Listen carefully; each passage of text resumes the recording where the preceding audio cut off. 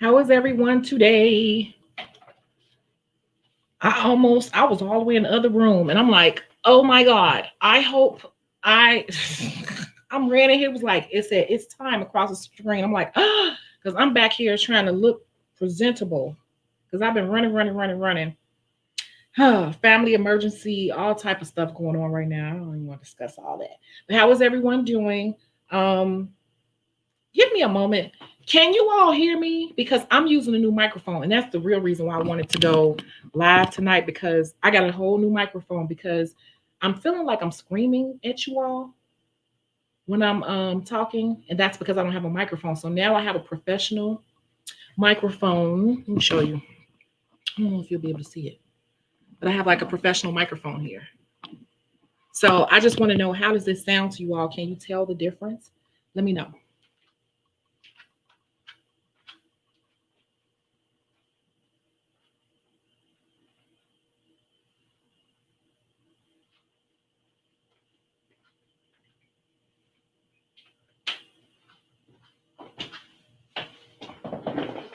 You can? Okay, so that means this microphone is working. So hopefully I can tell a difference. If not, it's going back. If not, it is going back. So how is everyone doing? Let's see. We got quite a few people in here. But yeah, Lauren. Lauren said, I am not missing this live, honey. I am not missing this live. Hey Noreen, hello. Hey Renita, you said me and the girls miss you. Miss y'all too. Just up in here trying to get myself together. Hey, I made it. Polished by Shell. Hey, this mix tack. Hey, you're new. Yes, you can hear fine. Okay, all is well here. Praying for your family emergency. Yeah, my grandmother is not doing well, and I'm just trying to mentally prepare myself for whatever. So yeah, thank you. Is anyone else dancing to the intro music? You know what? I'm gonna try to switch it up because that's one of the things I pay for monthly is to have um copyright free music. Like I pay for these tracks, y'all here. I paid to have access to them, so I'm able to put them on YouTube. It's not all easy like everybody thinks. Like it's a lot of little details to being on YouTube, being a content creator. We have to like make sure we're not infringing on people's rights and stuff like that. So it's always something. It's always free music, but the free music is usually cheesy. So I pay for the good music. Hey, Miss Shecago. Hey, Miss Marlene. How are you? I am good. I am really, really good. I feel like I'm missing something because I wasn't sure I was gonna go live tonight because it's just been a lot of news on top of news on top of news, and I'm just like I can't cancel again. So I guess let me ask you this question here. I want to know what you all think because today's live is this. It's simply this. It doesn't have to be a long live, but simply this. Do nail techs need good credit? Do nail techs need good credit?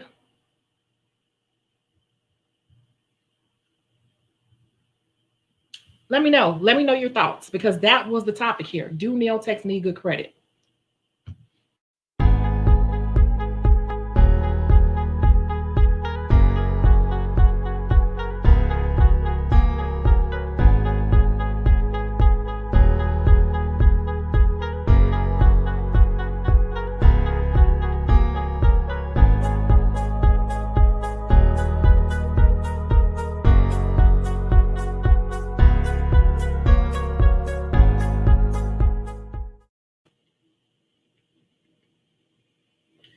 So what do you think? Do nail techs need good credit? You said you've been doing the Instagram promo and I've been getting a lot of attraction to your page. Yes. Yes. Yes. It only works if you work, right?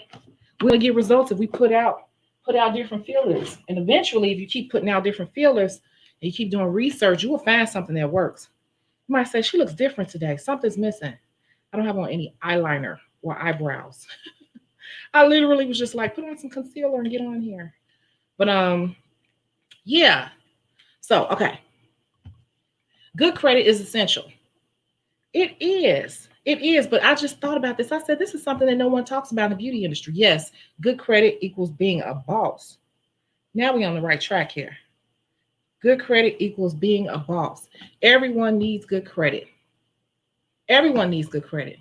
But you know, if you watch Dave Ramsey is anti-credit. I don't know if you all watch Dave Ramsey. He's anti-credit. And he's all about, paying everything off and there's no need for credit. You can just, he's basically says, live like you're super poor and homeless for a few years, pay off every bill you have and live the life you want. And I'm on the fence about Dave Ramsey's theories. I've listened to many of his videos over the years. And I get what he's saying, but at the same time, tomorrow's not promised. So I don't believe in like depriving yourself too much. So I don't know about that. Yes, it should be a goal for everyone. Okay, I get it. Yep. Harvin Johnson, hi, Shecago. Hi. So, okay. Do nail techs need good credit? Well, this goes back to what I was saying the other day. If we just look at ourselves as being nail techs, then of course we don't think about those sort of things. But when you shift your mind to becoming a business owner, then your credit plays an important role. So let me tell you a few reasons why you might need good credit. One of the video topics that we just did the other day was, is it a good time to become a nail tech? And a lot of people would think right now is the worst time ever to own their own business. But really, if they were really resourceful and did the research, they would have found that there are a lot of needs that need to be met right now. And it's actually a great time. But if you don't have credit and you only have so much money, you're going to be super afraid to spend your money and invest in a time like this. So what do I mean by that? Let me just explain to you. During this pandemic, if you're doing something as a hobby and you really want to take it to another level, during this time, there was so much money available. You could have actually gotten a lot of grants and loans to get your business started. However, if you have bad credit, you can't get a business loan. Literally, some of the money that was out there during the pandemic ran your credit. And there were people I saw in some of the groups. They kept saying they were getting denied for certain loans because their credit was poor. Their credit was poor. And I wondered, I said, wow, how can you be running a business with poor credit?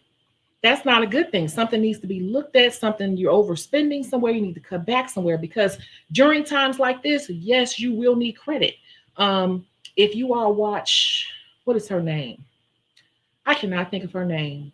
She's up there with Dave Ramsey. I can't think of her name, but it'll come to me. But she always pushes that you need to have so much cash put up, like so much liquid cash, always try to save something, but you also might need to tap into your credit at times like this. And if you're a business owner and business has slowed down, or you are in business, you don't feel comfortable taking clients, your income does what? It drops. And so if that's the case, then you might have to tap into some credit sometimes.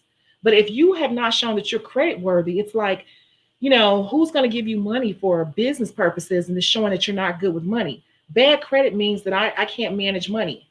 Not only can I not manage my money, I can't manage mine, and then I go get some of yours, and then I mismanage your money too. That's what bad credit kind of looks like to the lender. The lender looks to them like you're all maxed out on everything. You're just not good with money. So let me go back. Let me read some comments. You say, yeah, but he has good credit. Okay. If you're doing things under the business, technically, no. Well, you have business credit too. But see, this is the thing. You can have your own business. And I think that people forget that you can be a sole proprietor. You don't have to have an LLC. You don't have to have a C Corp, an S Corp. You can still run a very legit business as a sole proprietor. A lot of people, when they start out, everybody runs out and gets an LLC because that makes them feel important. That makes them feel like they're doing something. But if you're either doing business or you're not, you're either making money or you're not. Like having an LLC or this title behind the name of your business doesn't make it any more successful. You can run a very successful business as a sole proprietor. It's just that the tax breaks, depending on the type of business you're running, your accountant will tell you that. Your tax person, whoever, really your accountant will tell you that. So It's just like, even if you're your own personal credit, you should want to have it in some type of decent order. Now, I'm not saying that in a self-righteous way, because I'm telling you, I have struggled throughout the years. My credit has been in the toilet in the 400s. I'm not going to lie. It has been, but I've had high credit too. I haven't gotten to the 800 club yet, but I'm saying, like, it's important. And all of these years being in business, I've just noticed that during times like this, you will need credit. Let me give you Let me read a few comments before I keep going. Yes, because we all have different goals we want to obtain that require credit. Yeah, and I know some people that were trying to get some of that money that was out here that was like loan money. And I left my phone. And they were denied because of their credit. I didn't grab my phone. Oh, there it is. Yeah, they were literally denied because of the credit. And when all this came out, no one even knew that they were pulling credit. But when you fill out these applications for different things, especially with the government, you giving them your social security number, no one knew that they were pulling credit. So it was like so many people getting denied for credit reasons. And it's like, wow, wow, that's sad. Um, we're all human, but it's just something that we need to think about if we want to become business owners. Now I'm going to give you some examples after I read this. Let me go.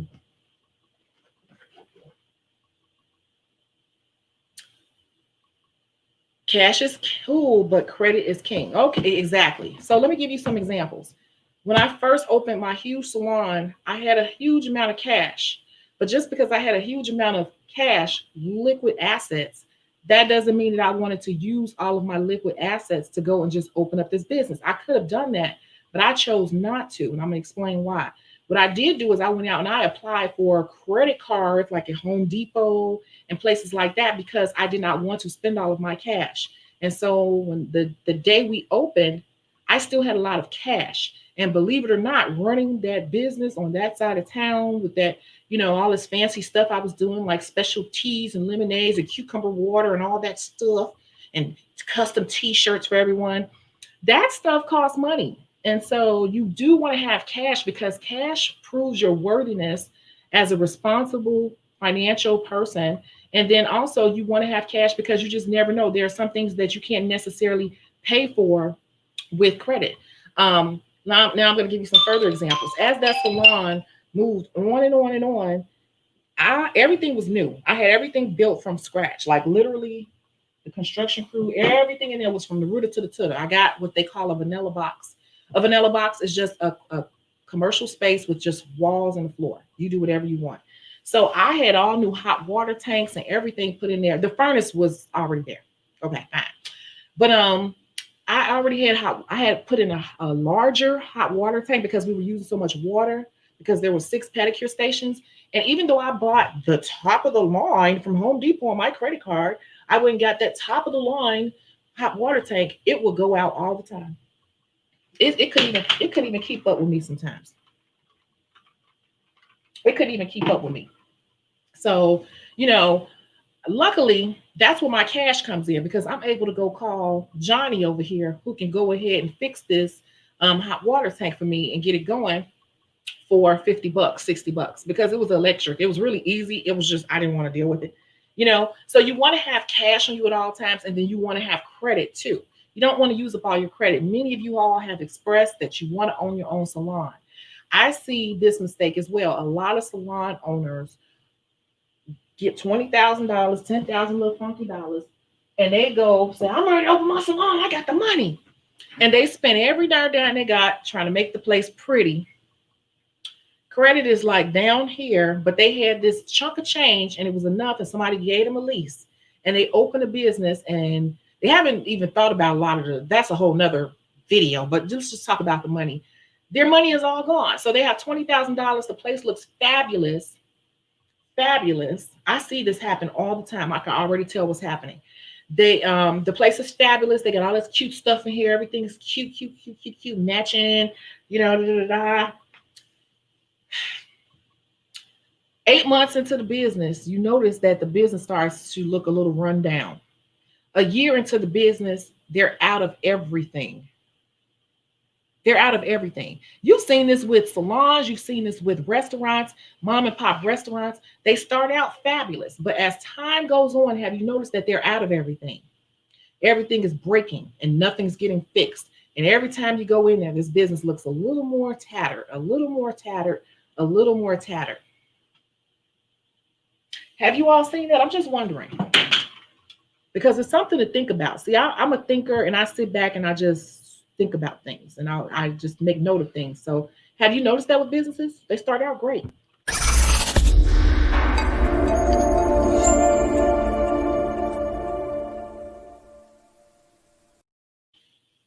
See, it's really, really easy for cash reserves to go low. Cash reserves will go low. Okay, hold on. Cash reserves will go low really, really, really fast. Really fast. That's where your credit comes into play. I'm going to use the restaurant businesses. The restaurant business is one of the hardest businesses to open because you have to constantly keep that food on hand in good condition up to the health and health standards. They can't hold on to something like if they put something on the menu, they're supposed to have it. Let's say it's some type of fish or whatever, but nobody ever orders it. They can't keep the fish for months and months and months. They got to throw it away and go buy new stuff on the menu. But when you are strapped for cash and your cash is down to your last $5 or $10 of this, what you thought was a big reserve, and you have no credit, what do? You start saying, oh, we out of that. Oh, we out of that. Or we out of that. Or we out of that. Now, let's go on to the salons. What happens with the salons is a lot of them get the $20,000, $10,000, and they go ahead and they open and make it so cute. And then, number one, they haven't thought about the branding. They haven't thought about training and all those things. And a lot of people don't have no real experience. They just, for some reason, they think that's like, it's so easy, but it's not easy. That's one part of it. But financially, what happens is a lot of them haven't figured out, it's so much to this, how much things cost. They haven't understood, they haven't sat down and calculated their real overhead. If you're in a salon, especially with me, my people were on commission, they were paid weekly. Okay. I set the prices and I paid them a check and they kept their tips. Hey, Maria. Hey, Brittany. Hey, Elizabeth. You need to know how much a pedicure costs. You get what I'm saying? And a lot of people just open up the salon. They put so much money into making it cute. I want you to think about this. I want you to think about this. And I'm going to come back in 30 seconds because we got to start wrapping our minds around being a business owner. How much? Let's just pretend, everyone, close your eyes. Let's pretend you own a salon. You're opening a salon soon. You have all this money to open the salon. Well, let's just say $20,000 to open a salon because that's nothing to open a salon. It will be gone before you know it. But when you're creating your menu in your salon, let's just talk about a basic pedicure. How much does your pedicure cost you? How much does your pedicure cost you? Before you start typing, the question is not how much do you charge clients? The question is how much does your pedicure cost you? Basically, what is your overhead? Let's just take a guess here. I just want to see what you're thinking. Many people don't do this. So let's just take a break. I'm going to take this break and I want you to type what you think it costs to offer a basic pedicure with scrub. For me, that's basic. So we're going to say a spa pedicure. How much do you think a spa pedicure will cost you each one as a salon owner?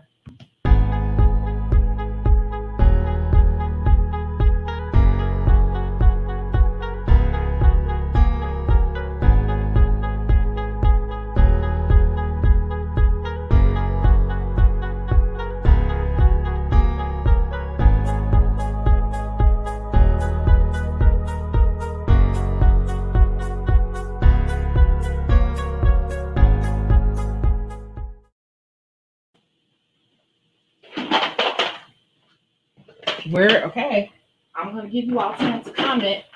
We're going to get into this here, honey, because these videos stay up and people say it's good information. So I really want to see what you're thinking now. Don't just be a bystander. But while you're typing, don't forget to do this.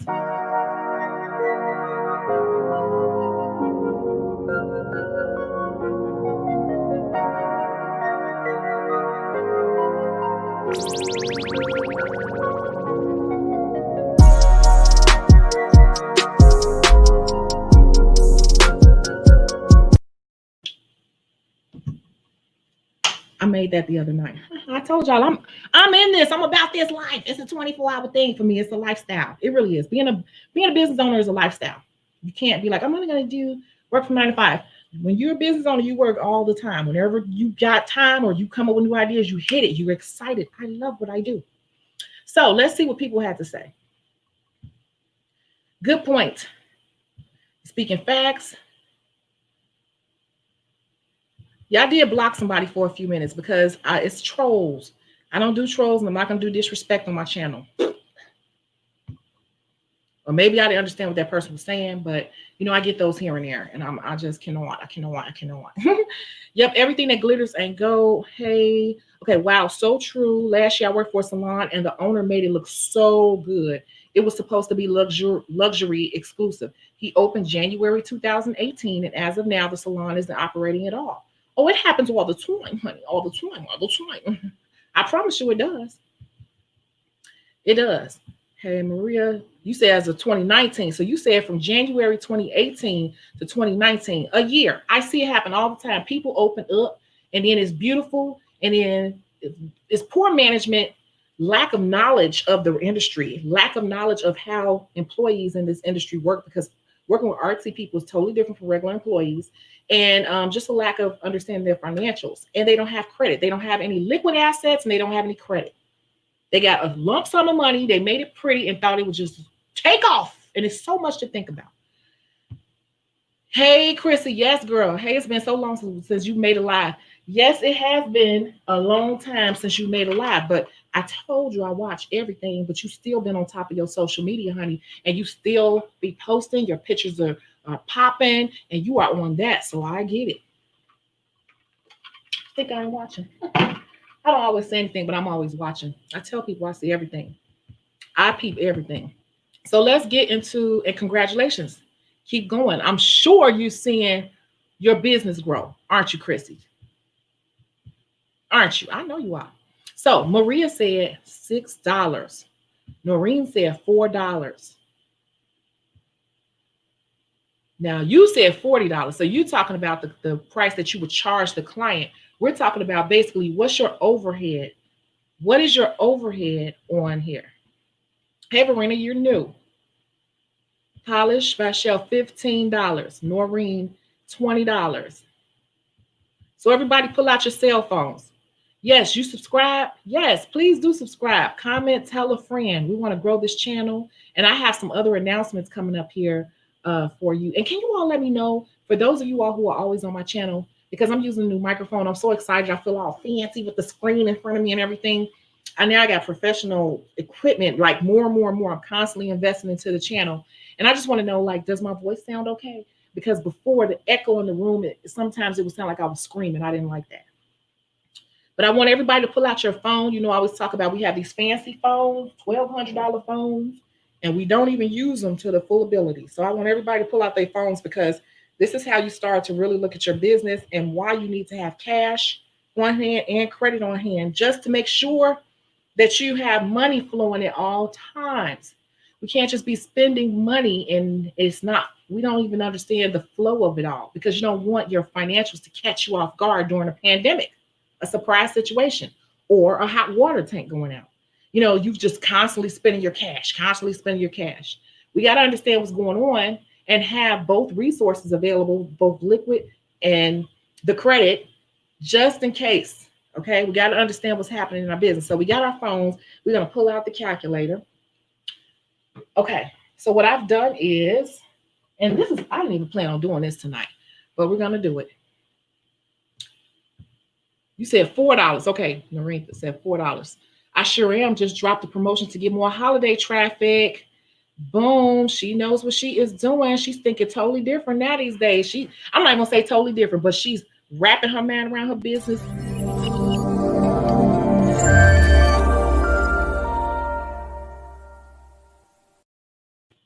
on a whole nother level. Congratulations. Good. Yay. Okay.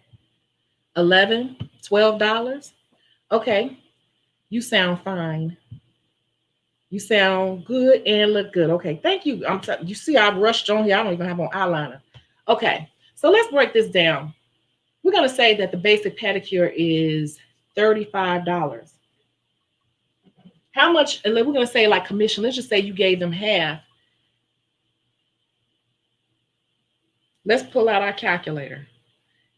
I'm not saying what's right or what's wrong. I'm just saying like what businesses, a lot of businesses fail to do. So we're going to say $35. I got my phone. Where's your phone? I don't see your phone. Divided by 2 is of course $17.50, right? So if you're saying that the cost of the pedicure is $11 or $12, we're just going to take 11 and minus $11 will be $6.50. So basically, if you are creating a pedicure that will cost you that much, you would only be leaving yourself $6.50 to pay all the other bills of the business: the rent, the water, the heat, the electricity, the advertising. Where's the profit? You got to pay yourself as a business owner. Like that wouldn't work. So we know it's not that high, but we're going to say even if it's $4. So we're going to use $4. Somebody said 15, somebody said 20. So to be honest with you, your overhead on a pedicure should be way lower than these numbers I'm seeing: 15, 11, 12, 15, 20. We're going to go around to the $4 range. So now we're going to say $35 for the pedicure divided by 2 because this person is on a 50-50 commission, right? So $17.50, right? And if we say $4, we have to minus out that overhead. So $4 is $13.50. So then the business will get $13.50. So that technician got $17.50 and then you got $13.50.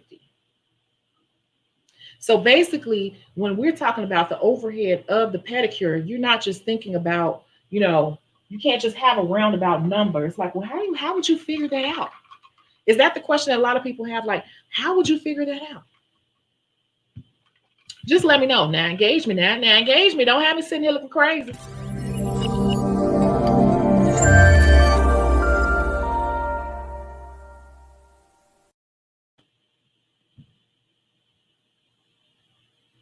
Said, get it, Chrissy. I'm watching. Okay. How do you figure out what your overhead is on things? Just to make sure that you're pricing yourself, you're not overpricing yourself or underpricing yourself. Okay. So, I went and grabbed this real quick. Yeah. Think sessions. This is a think session. We talked about good credit, but I'm explaining why and wrapping this all together, why you need good credit, why you need cash. You need a little bit of both. And a lot of salon owners, a lot of people in general who want to be in business for themselves tend to get a little chunk of change and then they spend it all up way too fast. They don't have good, they're not credit worthy. And then their business ends up being a hobby because they cannot sustain the business, nor do they even understand how their financials work. So I pulled this out. Oh, this is going to be a problem. Let me see. Let me turn down the light. I'm going to do it like this. So this right here is a bulk supply. So this is one of the reasons why you want to, have credit too. Sometimes you want to, if you find a good product, you want to buy it in bulk because you save a ton of money, usually about 40% if you can buy it in bulk. So we're going to use this. This is a big lemongrass body scrub. It's okay. It's a warming body scrub. Now it says 1 gallon. It says 1 gallon. If you have a salon, can somebody tell me real quick how many ounces are? I know this answer, but how many ounces are in 1 gallon? How many ounces are in one gallon? Can somebody tell me that? Because we're going to break these numbers down. This is how you have to think as a business owner, even as a little old nail tech. And if you start to have these good habits now, once you're ready to open your salon, your credit should be where it needs to be. Your cash reserves are where it needs to be. And when you start to open, you know exactly how much you should be paying, how much you should be getting, and how much you should be paying for supplies. Does it make sense? Because I've been in salons, and let me tell you what happens too. I've been in salons. I'm waiting on somebody to tell me the ounces. I've been in salons where Exactly, 128. So I've been in salons where salons have all this fancy stuff, OPI everything, OPI everything. You can't have OPI everything. You can't have OPI everything, and your price is $35. It's the math not going to work because OPI is too expensive. And if they, that's how I know they don't know how to do their math because it won't add up, and they ended up closing the doors. So let's go into this. 128 ounces. Now, when you create your menu and if you're doing services or if you have a salon, how many ounces do you think you should be using to do a pedicure? I want somebody to tell me this because this is how we break it down as a business owner. This is the real way corporations come up with their pricing strategy. Okay.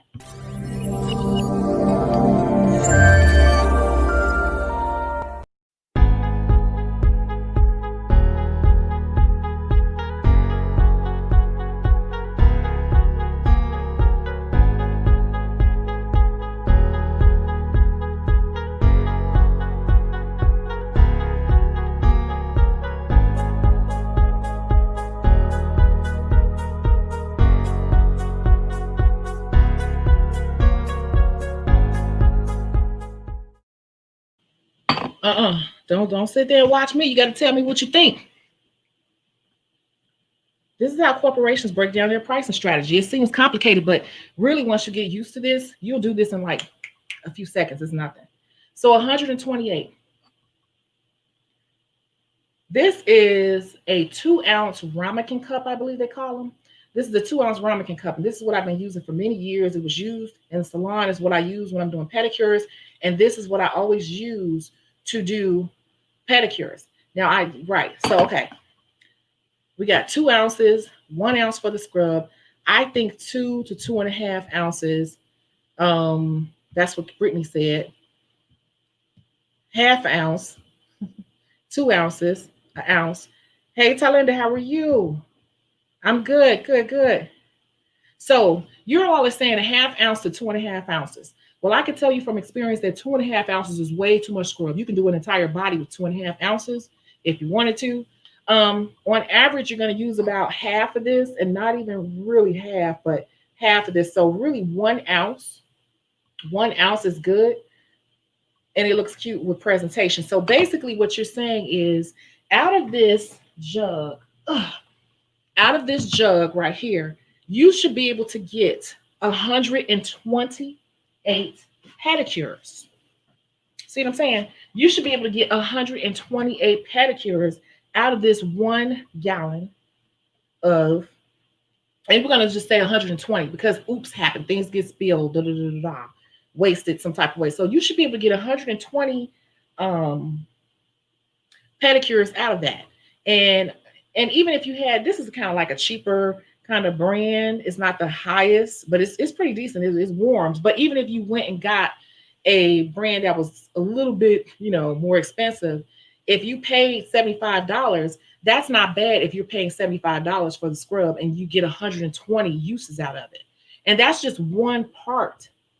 That's just one part of your overhead costs, right? I hope I'm not losing people here. So that's just one part. You still have to account for your soak. You still have to account for your slippers. You still have to account for your toe separators and all those different things. So we're just going to make a long story short.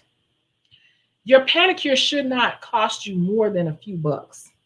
And really $4 is the max that you want to spend on a pedicure in terms of just the supply cost, because you have overhead that's not physically attached to the pedicure that you need to account for too, such as your lights, the water, all of those things. But for the actual physical products, you got to account for that. And a lot of people don't do that. They don't do that. And so what happens with a lot of businesses and a lot of us in general, we just spending money. We don't have access to any credit. And so we're buying supplies a little bit at a time. And we all know that if you keep buying a little bit at a time, you pay a higher price. You're not able to buy in bulk. And it's because you have failed to sit down and break down your costs. So I'm just showing you like one quick way to really look. Like if you have a 16 ounce, if you have a 16 ounce jar of scrub, you should say, okay, I can get at least 15 pedicures out of this. If you're buying new scrub every every 5 or 6 or 7, 8 pedicures, then you're overusing. Same thing when you open a salon. A lot of salon owners have not sat down and thought about, you know, these little details, which I had training. You had to be trained down to how much to put in this ramekin. Okay. And this is the reason why, because if you sit there and you have a salon or whatever, or even if you do it, you're just wasting product, and you allow at least these people to scoop in and just fill this thing up with scrub. Now you've taken that 1 gallon bucket from 120 pedicures to 60 pedicures because people are wasting product.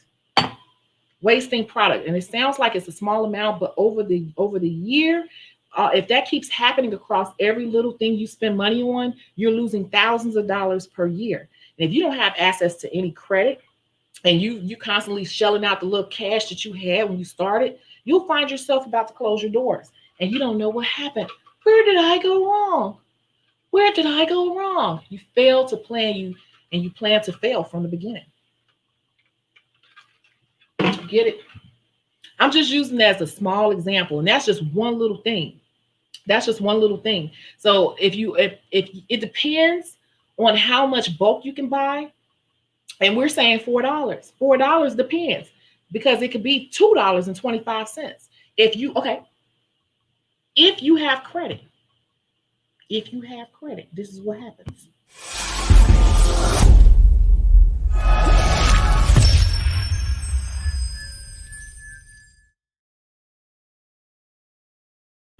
If you are a person with credit, you can go into the nail supply store, and instead of buying the pack of toe separators that cost $15 for 100 or whatever, if you pay, no, we're gonna say $10 for 100, you can walk into that same beauty supply store without spending all your cash right away and keep those reserves.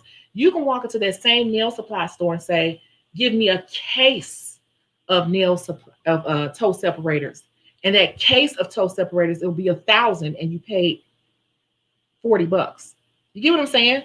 So how much did you cut your costs? You cut your costs, like, what is that, 60% or something like that? You just paid $10 for $10 for 100. But you don't want to spend all your cash right away. Sometimes you don't want to do that. You have to make those executive decisions. But if you have credit and you see something that's a good price and that can save you money in the long run overall, give me that case for $40.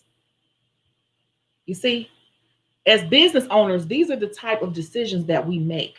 Okay. And a lot of people can't grow their business. They can't get a lot of the things that are out on the market. They can't work with the latest drill. Their skill level, some people's skill level is also stunted because they're not able to afford the best drill. They're working with subpar equipment, subpar products, and all of that affects your business overall.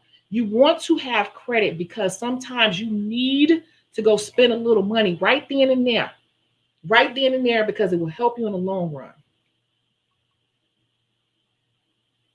Some people are afraid of credit because they're like, well, what about the interest? What about this? What about that? Well, you have to learn how to manipulate the credit system. There's a whole nother part to that. You got 0% interest. You got things you can buy down. You can move around, pay before the statement date, da. But I mean, like I'm saying, overall, as a business owner, you have to put in the work to understand what you're doing. A lot of us get too caught up in the fun part of it, and we don't really understand what we're doing. And we're like, well, how did that person get there? They're making all this money. They're traveling. They do what they want. But it was a long journey. And I'm just trying to help a lot of people, like not bump their heads so much. So credit is a good thing if you know how to use it. As a business owner, especially when you start to grow, you will need credit. I don't care what nobody says. You will need credit unless you got a whole bunch of money. Credit is good. And I wish my accountant was watching, because I am on Facebook right now, and she usually will pop in. I will tell her to come tell you all that credit is good. Credit lines are good. There's nothing wrong with it if you don't abuse it and you pay it down. Yes, all my stuff is prepackaged, but the scrub says 7.7 ounces. Okay, yeah, and that's those little, though they come out with those Bosch things, and those are really good because you know exactly how much they cost for everything, but you still have to account for your other overhead. There's other overhead other than the physical product, but still, that is a good way to get your base. I used to be an executive chef, and food costs determine if a restaurant sank or sailed. Yes, because they have to replenish that food regardless of if it's sold or not. They can't just sell you old food. Yep, yep. And if you've got a great cream lotion half, wait, yep, yep. And if you've got a great cream lotion half of that, it sounds skimpy, but a little goes a long way. And you know what? They used to always tell us that in school. A little goes a long way. When I was in nail school, I used to think they were so cheap. They're so cheap with this little cheap stuff. But they used to always say, a little bit goes a long way. You don't need all that. And I have to catch myself sometimes moving too fast. I'm using too much product and I have to check myself, pull it back because it don't need all that. I watch people waste a lot of money. And for those of you all who want to grow your business or do other things or open a salon, that is a bad habit that you do not want to take it to a salon because nail techs salon people, period, will waste your product so fast and think nothing of it. And you will be wondering why you cannot see a profit. Little stuff like this adds up. Do you think the Bosch packs make sense? Yeah, yeah, yeah. I use those sometimes. That's an upgrade, but definitely. Marla, I love my prepackaged one, especially for travel agency work. If it fits your buzzer, yes. Yeah, I like those. I'm reading. How much should you have around? Wait, how much or around should you have to open? It depends. That's a loaded question for me. It depends. It depends on the area. It depends on your menu. It depends on the square footage of the place. It depends on how many people you plan to have working there. Your business structure, is it booth rent or commission? That's not an easy question. I'm just saying, like it really, and I'm not trying to not answer. It really just depends. I'm just saying that I see, and I've been around so much. I see people get 10, 20,000, and they'll go open something and they're closed within it. They don't even last 3 years. A lot of salon people I know don't even last 3 years. And if they last 3 years, you go in there, it's ran down. Everything is busted, nasty, dirty. They're not keeping it up because financially they're struggling. They don't even understand how their business works. They don't even know where to start. Okay. Like Shecago said, lay out your costs for all petty supplies and see what works. And yeah, it goes. I just want to break that down. We have to start looking at things like this. I'm going to use this, the Bath Fizz tablets. If you even look at this, you can't see. Let me see. I picked this up too. This right here, you can't see it, but this right here is another bulk item, right? And this right here says there are 950 pieces. There should be 950 pedicures coming out of this. Now, if you're in a salon and people just grabbing 2 and 3 and 4, like, oh, her feet are bad, let me put 4 of them in there. That's an employee you need to pull to the side, or you need to pull yourself to the side and say you are wasting product. It's 950 in there. You should have that for some years. You know, well, if you got a salon, at least 7 or 8 months, just depending on how busy you are. Things like that matter. We have to pay attention. As a real business owner, you will want to pay attention to those numbers. Those numbers mean something when you're calculating how you set your price, your commission, what you got to pay out, and what you plan to make as a profit. Those things matter. Yeah, I just wanted to get people to start looking at stuff like that. Like, am I making money? Because sometimes people look like they're making money, they're not. I know people that think they're making money as a business owner, but they don't even really, they haven't really grown the business to even sell to the public. They're just selling to people they know. And it's like, that's cool now, but your business can't grow until you really sit down and look at your financials and you get some real inventory. You can't be sold out of half the stuff all the time. When I see businesses that are always sold out of this, we out of that, we don't have this, I look and say, wow, that's poor financial management, poor management overall. That's where the credit comes in. A lot of people just rely on cash, only cash, you know, whatever. So just saying, you can also buy these sauce, condiment, plastic cups, and packs and divvy them up for bulk scrub, lotion, and soap. And I have done that. Let me tell you something. Woo, I'm glad you said that because this one is metal, but when I do spa parties,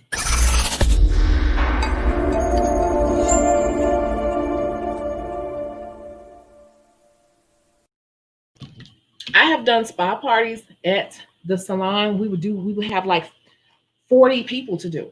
And that's a whole nother live on how to organize something like that. But One of the ways I made sure that I was profitable, because spa parties for large amounts of people, as a business owner, you have to make sure that it makes sense. Because I've seen people throw events all the time, events in general, and they ain't made no money.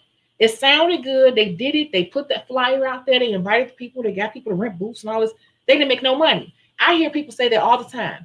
I did it. It was a success, but I didn't really see no money. That's because you skipped over the most important part, figuring out your real overhead. Not a roundabout. I think that's going to be around there. So I just set the price of this. No, when you're doing something like this, like the spa party, these little things matter. And so with big spa parties, I would have all of this stuff pre-portioned out, and all the technicians knew they had to go over to the product table, and they would just grab a little ramekin. I use the plastic ones, for spa parties. They would grab all that stuff, and it was disposable, so they could quickly, instead of cleaning, they would just throw it away. That was the quick way to get through a lot of people. But that worked. And that's how I was able to I can go in and have 5 or 6 girls do 30 people in 3-hour party, have catering, all of that brought in. I would supply the caterer. I told you about my friend in the last video. She She always saying stuff like, that was offensive. I'm like, no, she doesn't speak good English. I understand her. Well, she had a restaurant down the street. We partnered with each other, and she would always come in and cater all my parties. But we sat down and ran our numbers together. So I knew she was making money. I was making money, and it had to make sense. So I made money off of my spa parties, and the girls made money. Everybody made money. But I'm just that person that's going to sit down and do the tedious numbers. I'm going to do some number crunching on that level. Some numbers you should know automatically. Let me tell you something too, from being a product manager. Some numbers you should know automatically. Even as an individual nail tech, let's just say you said your pedicure is $2.25. You should automatically add on 50 cents as just a fixed cost. I'm just saying 50 cents, whatever. Fixed cost is just the cost of your electricity and the water. You get what I'm saying? So when you want to set your price and how much you want to make, just always add on your fixed costs on top of those costs. Those little things add up, but we don't do it. We forget about it. We forget. We do, and it matters. I'm gonna keep going. Yep, you could easily use too much product. I hate when I'm moving too fast and I scoop down and I grab some of this and there's a whole bunch still there. I can't put it back in there. It's like, no, that's contaminated now, so I got to throw it away. That adds up. My manager will barely have liquid in the dish. She timed me. It helps save products. Makes sense. Yeah. I'm not going to lie to you. I hate to see people use new liquid. I ain't did that in school. New liquid every single time they do a set. They teach you that in school, but in real life, I don't know why people would want to do that, because by the time you're laying acrylic, if you did what you're supposed to do with the nails and the hands and everything, the hands should be sanitized, not disinfected. I hate to hear people say, she disinfected her hands. You cannot disinfect hands. But anyway, the hands should be sanitized and it's okay to use the liquid. You're working, on sanitized hands on a sanitized surface, on a surface that is clean. So, I have a liquid jug in it. I might replenish it, but I'm not throwing out liquid every day. Watching your channel has really helped me to start looking at nails as a business. I used to be really lazy, or you aware. I get what you're saying. Thank you. I'm so glad. That's the point. That's the point. I want everyone to realize that this is a real business. And do nail techs need credit? Yes, we need credit because we're business owners. Just like, I was telling people during this pandemic, all business owners had a lot of assistance. It's just that some were in the know and some were not. But a lot of us just look at ourselves as little nail techs. And so we didn't think we qualified for a lot of stuff. But if your business is in order, your paperwork is in order, and your credit is somewhat decent, I'm not saying I got the best credit in the world, but I'm saying you got to have some type of decent, history of showing that you're financially responsible. You need that in times like this. You never know when you need a loan. So you're not out here forced to, shovel rocks to make money to feed your family. You want to have that for so many reasons. And credit allows you to buy things in bulk. You may not have all this money right away, but if you see a good deal on something, you want to be able to whip out that credit card and say, hey, I got to have this. You all are selling these for $40, the whole case. You're saving so much money. If you don't have an extra 40 to spend a day, your credit should be able to help you out because you're making more money in the end. As a business owner, you have to be willing to front yourself. You have to be willing to front yourself. You have to invest in yourself. And cash is something you should try to hold on to as much as possible if you can. And you use your cash as needed if you're paying like a worker under the table or something like that, buy everybody lunch. But for the most part, you can use your credit and you use your cash to keep your credit in order. So when you get ready to do something big, or you get this big aha moment, or you get this big idea for a new product that nobody's thought of, your credit is so good at this point. A bank will give you, your credit union will give you, your credit cards will increase your limits to the point where you can go ahead and get started on your next stream. And that's how you level up your business. That is exactly how you level up your business. If you are with the credit union, or you military background, your boyfriend, your husband, get with the credit union. Credit unions are very good to work with. You said exactly. I have all my clients wash their hands before they sit in my chair. Yeah. Or at least hand sanitizer or something. Once you know credit and understand will become your friend if you treat it well. Yes, I'm telling you. And that's a whole nother video. But if you really understood credit, your credit cards could pay you a check every month. If you understand the concept of a statement date, stop using your damn debit card. Use your credit card with the points, get your points back, cash back rewards, and use your credit card just like it's a debit card, and then use your cash to pay your credit card, and then you get the cash back reward. So at the end of the month, you use the credit card and you got cash back. There was a guy in one of my other groups. I told you I'm in the Facebook groups. I don't care about what people posting on Facebook. It's the same old crap. I'm looking at the groups. The groups is where the information is at. There was a guy who was saying, I read it the other day. He was like, you all got to learn this game. What was he saying? Well, just one card alone, I get like 800 a month or something like that just off that card. And I believe him, because when I really remember to do this, when I'm really on it, I get back a nice chunk of change every month. You can actually make your credit cards pay your car notes. Because if you're spending $3,000, $4,000, $5,000 a month, if you got a family, if you put them on that credit card and get the cash rewards back off of that, you can use that to pay your car note, or you can use that just like do a lot of different things. It's free money. But a lot of us don't want to sit down and figure out our strategy. We don't want to write the details down. Y'all better get y'all some journals and start making notes of stuff. This world is nothing but a game. Just like I'm not talking about the stupid election. I'm going to tell you all, this is all a game. It's all a game, and who plays it best. That's all the world is. Understand the fine paperwork, the fine details, the fine print of things. Is your accountant accepting new clients? She is. Actually, I've been trying to get her on here. If I do bring her on here, it's going to be on the end of the week, or it might be a Sunday, because she's very, very busy, and that's super entrepreneur right there. She deals with the celebrities and everything. So yeah, she's been in the comments before saying stuff, but you just may not have noticed. Hey, Shecago, is it possible to get a line of business credit if your personal credit is not good? Mm-hmm.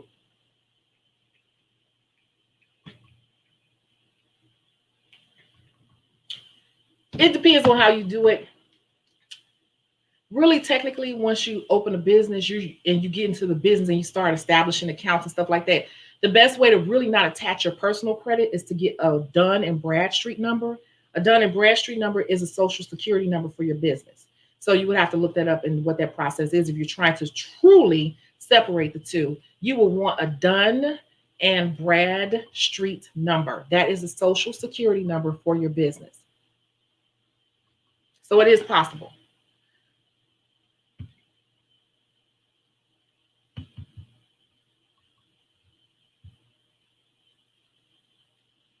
See, there may be some hookups right there. I don't know what's going on. I know credit is important to me because I'm trying to get my own apartment and live comfortably on my own. Yeah, like credit is important. We all need good credit. And if you are a business owner, you want to have decent credit. You don't have to have the best credit, but you want to have decent credit. I can tell you, for me, I have a lot of student loans because of those darn degrees and me being young and silly and free. But there's nothing I can do about that unless I win the lottery, you know? So I had a couple of times where it came out of deferment, and I didn't take care of the paperwork right away. Or they're saying they didn't get all the paperwork and it went back and forth and it hit my credit. So that kind of dinged me. And that's been years. And it still hurts me to this very day because I would definitely have a way higher credit if I didn't have all those lines of that ding hitting all those individual. But other than that, I have a great history. I have a great credit history and I'm very proud of it. I work very hard on it. And I'm almost obsessed with my credit. I'm not gonna lie to you. I'm almost obsessed with my credit. I look at my credit daily. I pay to look at my FICO scores every day. I pay. I pay $40 a month. You should join myfico.com. Those are your real credit scores. You can look at your auto score. You can look at your mortgage score, your regular score, your credit card score. And then there's 9 versions. People don't understand. People say, my credit score is this. When people say, my credit score is 700, I just look at them. And I know that they don't know what they're talking about. They said something, but they don't really know that they didn't say it correctly. Because the truth of the matter is, how can anyone tell me how many credit scores you have? If anyone can tell me, I'm going to count to 30. I'm going to count to 30 again. If anyone could tell me how many credit scores you have, seriously, how many credit scores you have, I am going to give you a $20 discount code on the website. So don't forget to do these things right here.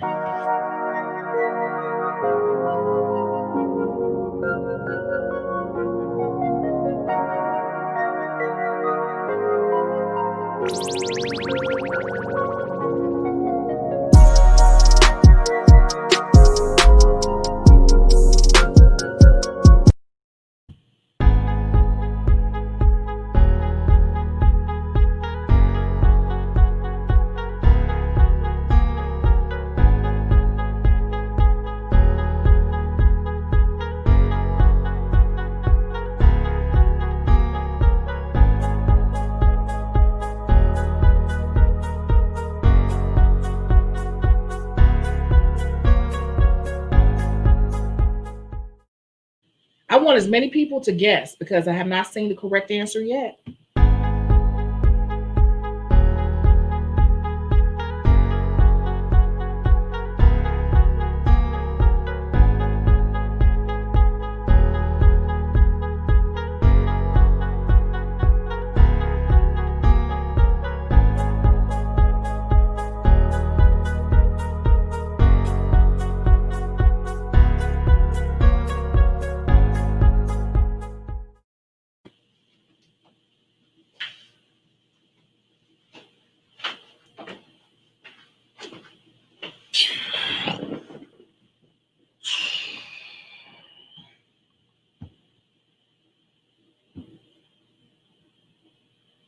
Nope.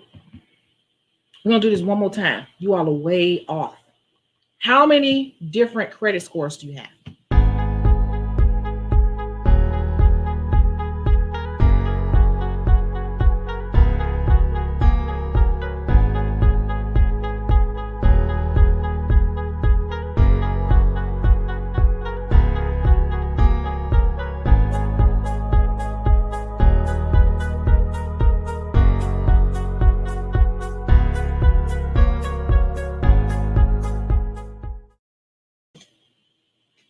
Let's see. Y'all just guessing. I ain't seen the right number yet. Y'all ain't gonna believe me when I tell you how many credit scores you have. I'm gonna break it down. And this is real talk, and this is real. It's the truth. So,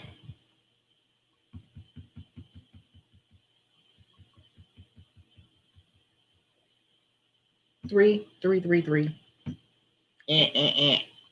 is wrong. 7, nope. Marina's 5, 9, nope.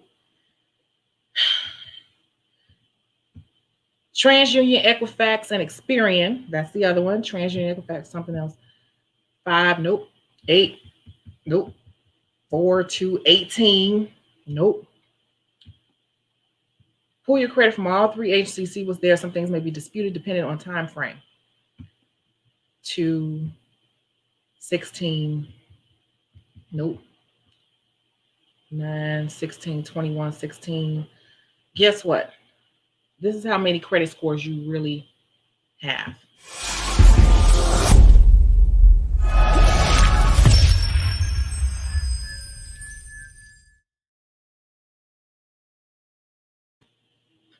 As of today, you have 27 credit scores. What? Yes. I'm telling you, you have 27 credit scores. I spoke with my mortgage person the other day. I said, I guess I'm ready to do a pull right now. And I told her what my credit score was. She's like, well, I have to pull it. You know, they always say, well, I have to pull it to see where I said, I'm telling you what it is. It's this. The middle score is this. She came and she said, you're right. And then I just went and talked to a few other people. I'm always like shopping around. And everybody's like, you're right on the money. I'm like, I know what my scores are because I pay to look at my mortgage FICO scores. We have 27 FICO scores. The FICO system is what is used. That's the official scoring model. Now there are 9 different FICOs right now. The latest version is a FICO 9. FICO 9 is slowly being rolled in. A lot of people are not using it, but you have your regular score. Your mortgage FICO score is a model 245. You have your auto score. I forgot which one that is. I think that's 5. 8 model FICO number 8 is the general FICO score that people use. So when people say my score, my TransUnion is a 680, yeah, that's generally probably your FICO 8. And then when people say, I think I'm ready to get a mortgage, and then they go to get their mortgage or they have their credit pull to get a mortgage, then they say, well, no, Miss Sanders, your TransUnion score was 637. You're like, no, because I just looked at it the other day and it was 680. They're like, we have 637.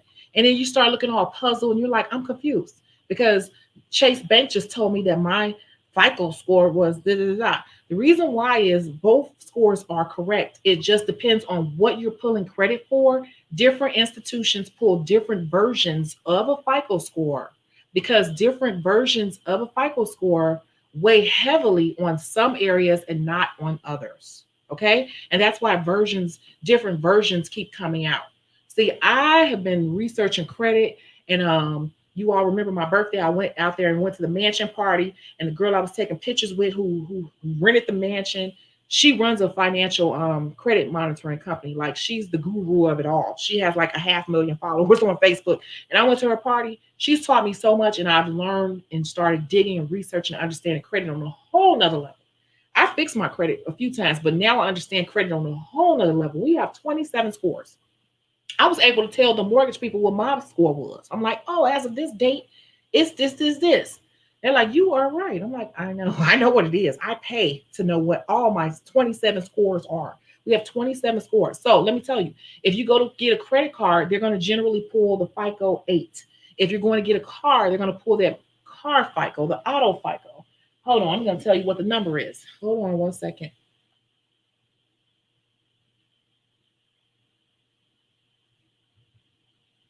I don't know what that was.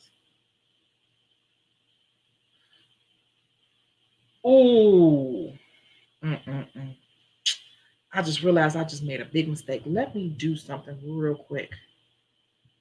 Ah, he got me. He got me. He got me. He got me. That bad. No, that can't be right because I didn't use that. Okay, we're gonna see it.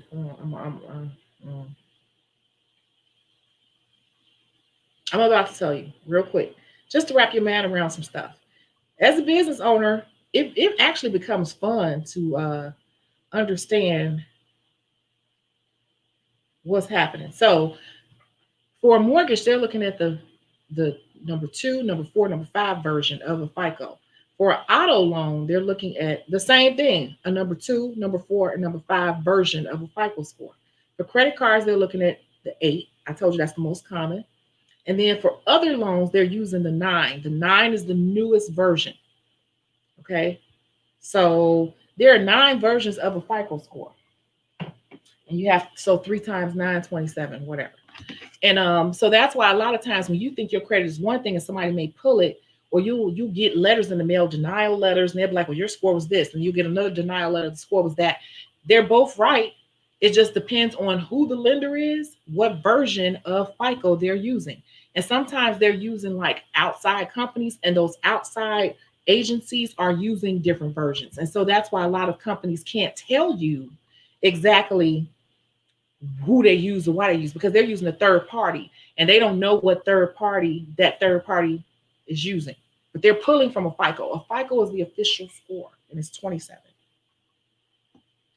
So why are there so many?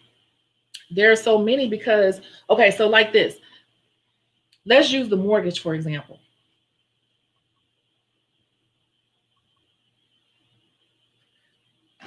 The mortgage FICO score is gonna look at your score a little differently. That's a 245. That version may be used by a lot of mortgage companies because they're looking at outstanding debt. And so if you have any outstanding debt, I mean any, it could be $30, $40, that mortgage version, that FICO version 245, it may ding you, meaning deduct points from your score super heavy just for one little delinquency. Because when you're going to get a mortgage, they don't want you to have any delinquencies. And so that's why they choose to use that version, because that version dings the heaviest for having any outstanding debt. I can tell you that I had an outstanding debt that I didn't think much about because it was old and it was a small amount. And somebody told me to say, you should pay that. And I procrastinated. My score was creeping up slowly but surely, slowly but surely. But I finally went ahead one day. I said, pay that. It was like a small amount, like $700. And I negotiated. Sorry, the amount was $1,200. I negotiated down to $500. Y'all know I got to get the gab, baby. And first I made friends with the guy, and I got his number, his account number, and all. I was like, let me think about it. And I waited like 2 weeks, and I called him back. I'm like, I don't have that much today, so I negotiated like from $1,200 to $500. Yes, you can talk down debts that low, but that's a whole another video. But what I'm saying is, I finally paid off that debt. My score jumped, and because I made friends with the guy, and he knew exactly who I was because I made a rapport with him. I made sure I pronounced his name right. You always say my name right. Things like that matter because his name was very difficult and long. But I made sure that I sat down and made sure that I understood how to pronounce his name when I first spoke with him because it made an impression.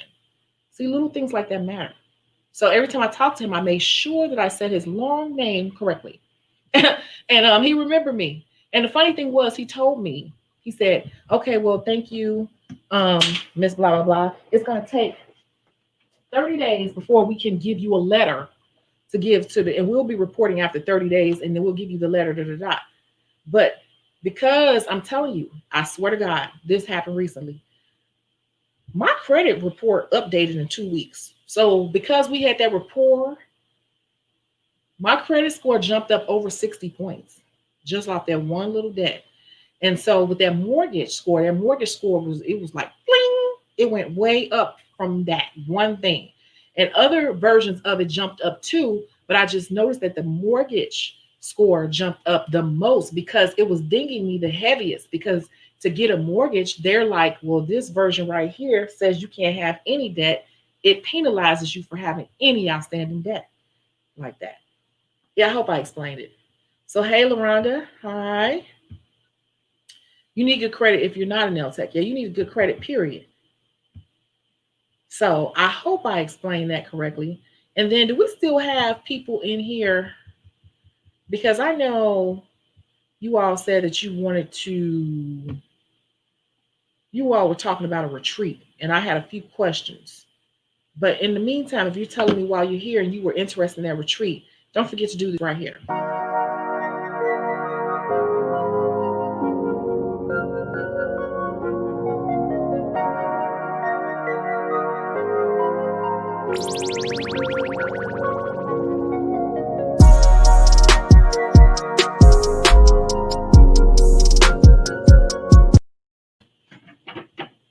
I want to see just a little bit of information.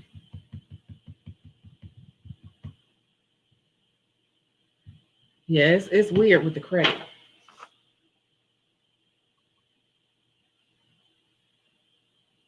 You really got more credit scores than that because You got to think about you have LexisNexis, and there are a lot of like little side agencies that have a score on you, and your credit agent, your credit union, like my credit union, they have their own scoring system. So believe it or not, my score with my credit union is like 400. You're like, you got a 400 credit score? Yeah, I do with my credit union, but their scale only goes to like 550. See what I'm saying? So it's like a 700, like that. So it depends. You got a lot of many different credit scores, but those are the main ones. Okay. So I know the other day everybody was like, "Oh, I want to know about a retreat. I want to know about a retreat." So I was just wondering if people were in here because I had made some notes about the retreats. See, I'm on it. I don't play with stuff. Y'all can't see it here, but I have notes, notes, front and back about a possible retreat. And I guess my question was, I'm thinking about doing a retreat right here in Chicago. That would be the easiest, very much the easiest way to do it. And I have a few questions. Can you just say yes here? Because I feel like I got a lag on my end. Can you just say yes here, if you're present?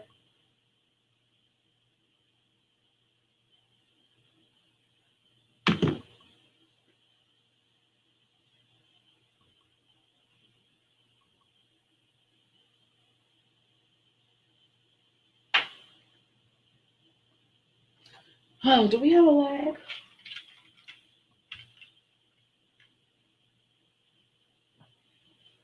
Why do our pinky fingers go up like that when we drink something? Just making sure. Okay. I have a few questions because I'm actually doing some research and everything, like serious research. Um, I'm thinking about doing, I was going to be here in Chicago because that's going to be the easiest. It will be a weekend event from Friday to Sunday. There will be prizes given out. We will not be leaving. It's a straight up retreat and it will be all inclusive, meaning that if you pay to come on this retreat, you can pay on a pay on a panel. Once you're paid, you just get to the house and you're good. You don't have to worry about food. You don't have to worry about drinks. You don't have to worry about anything. Bring your comfiest clothes and bring your nail supplies. And I have all types of things lined up.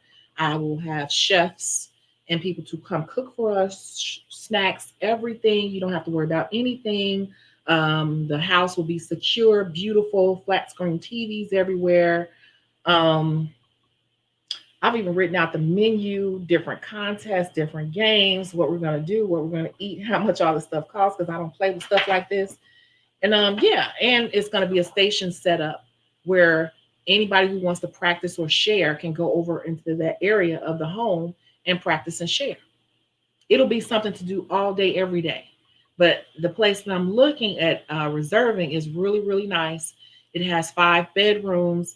You don't have to worry about anything. Like if it's paid for, it's paid for. Bring your nail supplies and you just come relax. You don't have to bring drinks. You don't have to bring anything. Everything will be there for you or brought to you. So it's going to be easier to do it in Chicago because to do it in Atlanta, it'll be just, it could be. But here's the thing, like going down into those woods and the cabin, here's the thing. It's a couple of reasons why.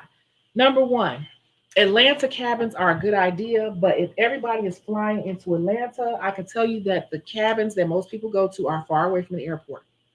How you gonna get there? That's gonna increase the price because I can tell you that the cabins from the airport is about a 2 hour drive, maybe three, 2.5 hour drive.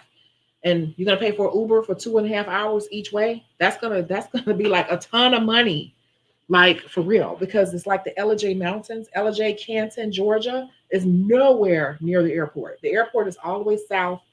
Canton and LJ is all the way up north.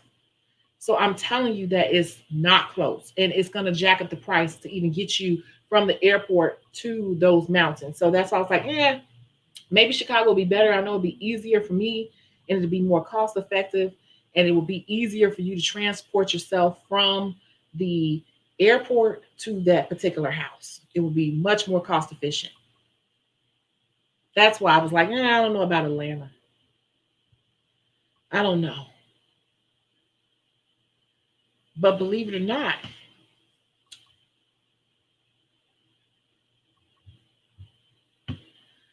it's not just for licensed nail techs because certification doesn't really hold any weight in the industry. You have to be licensed. But I mean, I'm not really looking at that as for people who want to become a professional, period. Because there are some people who do nails, and I've been there, who do nails, do it and do it, do it, and but they haven't had a chance to go get their license for whatever reasons. But it's in the works, it's in the plan. So I'm not closing off to people who are licensed, you know. But I was thinking Shecago. I was thinking Chicago. It would be much easier. It would be more cost efficient because traveling into those cabins and stuff, they're not none of them are near the airports. And even here, I was like, oh, I should get a cabin here, but the cabins near here are still 2-3 hours away from the airport. And this is like now it's going to jack up the price because now we gotta and how everybody has to travel into the airport at the same time so we can get even if we got a van, but then we got to rent that van. And it's just like it's too much. Will you provide all the details on your website, dates, etc.? Yes, but what I'm trying to do right now is gauge and get opinions. Right, that's what I'm trying to do right now. I'm trying to see, like, I'm trying to answer some questions so I can do further research because this is all new. We talked about it before, but people were really excited the other day. So I'm just like, yeah. And then the other thing is, this is a serious question. I really need to know this. Are people not comfortable with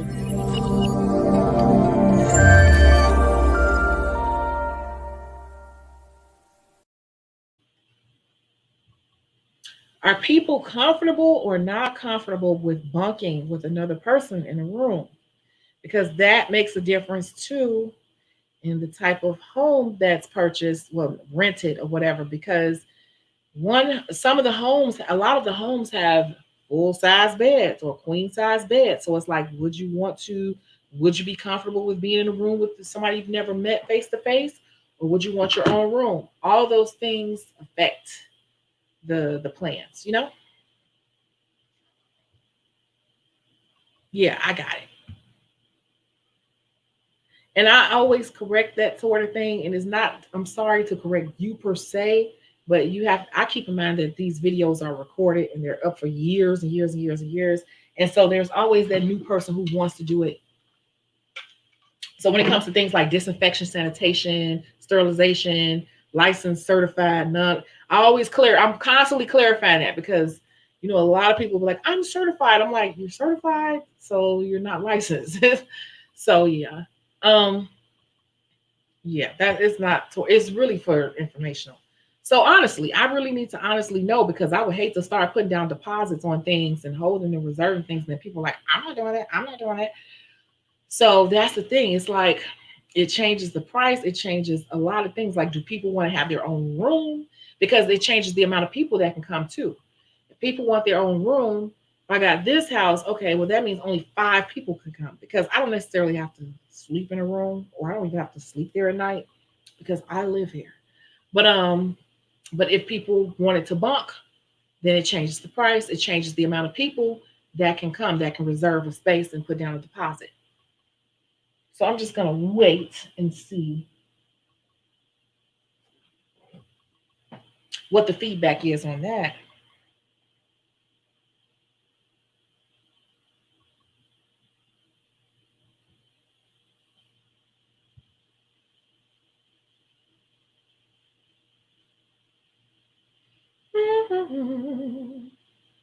I'm hungry. I'm hungry. Do we have more comments? So that is what I need to know. And then also, if you were watching this video after the fact, and you were one of the people who were interested the other day, then put your comments below because I'm reading them and I'm trying to plan this for 2021 because we've been talking about it and I want to do it. And maybe I can do it someplace else too, but it may have to change. And then I saw that there were some guys interested. So I'm like, okay, we do have male nail techs. So maybe it should be done at a hotel. And we just kind of rent out the conference room from the day and they kind of change up the way we do things. And in that sense, it'll be like, okay, we do things down the conference room during the day and we'll be going to dinner at night. And then you'll be responsible for your own. You'll be responsible for your own food and all of that, food and drinks. So I'm just trying to see what people are thinking. Are able to bring someone else who was a nail tech and share the person with the person I know. Yeah, you could. I was just gonna say a hotel would be good. Yeah, see, a hotel would be good, but the only thing about a hotel is it kind of changes the intimacy of the group, and that's why I was trying to see like what people were saying. Because if you, to me, when you say retreat, it's like an all day thing where it's like you're lounging, you're kind of chilling, you're just vibing and connecting all day. But if you switch it over to a hotel, it becomes more of a conference. That's the difference to me. A house is more intimate and it is more retreat worthy or retreat, retreatish. And in hotels, it speaks to me like a conference because we're only going to be able to be in a conference room for so many hours a day. I guess we could meet up and go out to dinner or whatever. That could work. Either one could work. But I was just hearing the word retreat, retreat, retreat. But then I was like, well, I don't know if people will feel comfortable in the house with men because there were like a guy or two said they wanted to go. Right, I get it. Okay. I don't mind. I will sleep on the couch. I'm a new nail tech and would love to go to something like this to learn as much as possible. Okay. Do you think 1,200 is too expensive for one bedroom, one bath apartment, single with no kids? I've paid that before. I paid 17. Well, I was paying almost 1,700 in Atlanta for my last place, but that was two bedrooms. So if it's $1,200, you're single with no kids. If you have the hmm, y'all, that's like, I guess that's like my other channel, and that's where my book comes in. Because if you can afford it and you work hard and everything is in place with your credit and your finances and your savings, get what you want. Okay. I don't like the struggle mentality. And that's the problem with a lot of us. A lot of us have grown up with people, everybody around us is broke. Everybody around us always struggling. Everybody around us always got an issue and a problem. And anytime you want to do something nice for yourself or spend some money, it's a problem. Well, she thinks she all that. That's because a lot of us grew up with a struggle mentality, and it was forced upon us from the people who raised us, or the people in our family, or our environment growing up. Everybody. So I always tell people, I used to tell my nail techs this all the time: stop thinking everybody's broke, because everybody's not broke. Even with this election, people are like, I can't believe the results. People will vote on a lot of things, not just based off of race. People make vote decisions based off of economic status too, because everybody's not broke. And so everybody's not making decisions trying to hurt the black man and all that. Some people are making decisions based off of green and how it affects their wallet. You know, there are a lot of great changes happening, but there are some wealthy people, it's not good to them.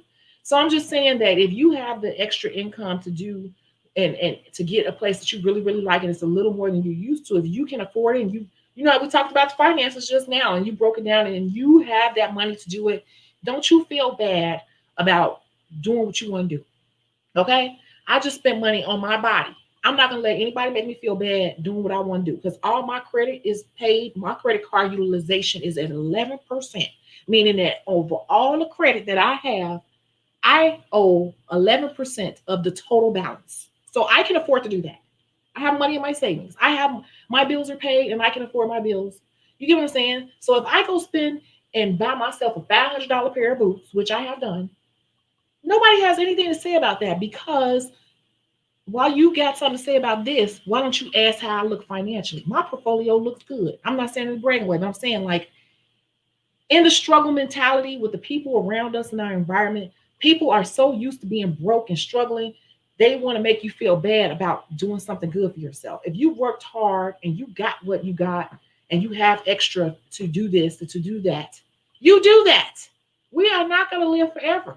And everything should not have to be scratching and surviving. We are not living in the damn good times project building. We are not Florida and James, okay?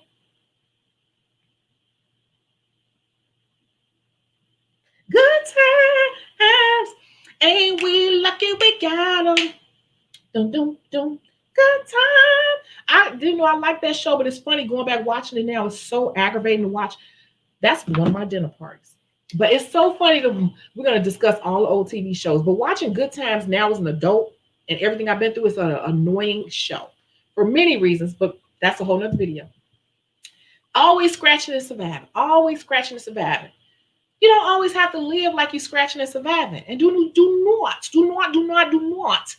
Let people around you who are financially irresponsible with their damn money make you feel bad for enjoying your money. Okay?